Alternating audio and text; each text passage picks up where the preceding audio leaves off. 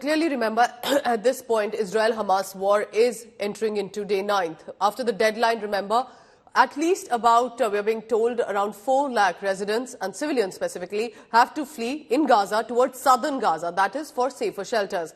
Israeli army says Hamas is putting up roadblocks to prevent the Palestinian civilians from evacuating from northern to southern Gaza, so that because if the civilians continue to stay, possibly Israeli forces will not attack those Hamas terror hideouts.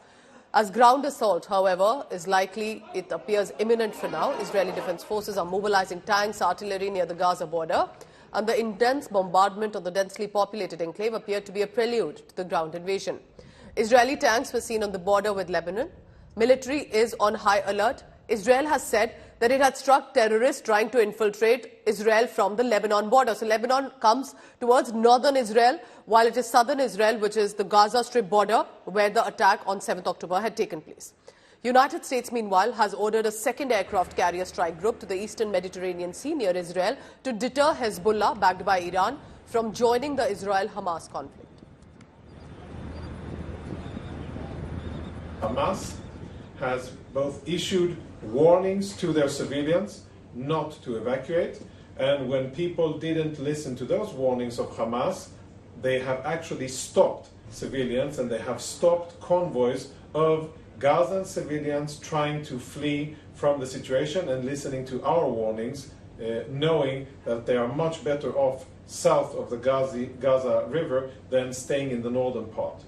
There's a picture here on this side where you can see an aerial footage of 2 vehicles, these 2 vehicles here. That's a zoom in, and this is the same 2 vehicles, and you can see the line of civilian vehicles trying to go from north to south, being blocked by 2 other vehicles. Remember, after this deadline, while many are leaving specifically from Gaza and they have to find a safer shelter, and that's also not happening because Palestinian civilians are not able to evacuate to the southern Gaza area. Ground assault, meanwhile, appears imminent as well. I want you to take a look at this ground report that's coming in about what does it look like about the situation here on.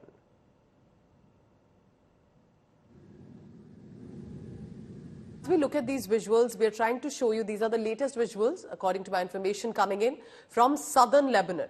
Southern Lebanon becomes the northern Israel area, and we'll, in a short while, put out a map also for you so that you understand the geography of the area. So southern Israel was attacked on 7th October when the Hamas terrorists from Gaza Strip entered, and then we all know the massacre and the rampage that had happened in that area.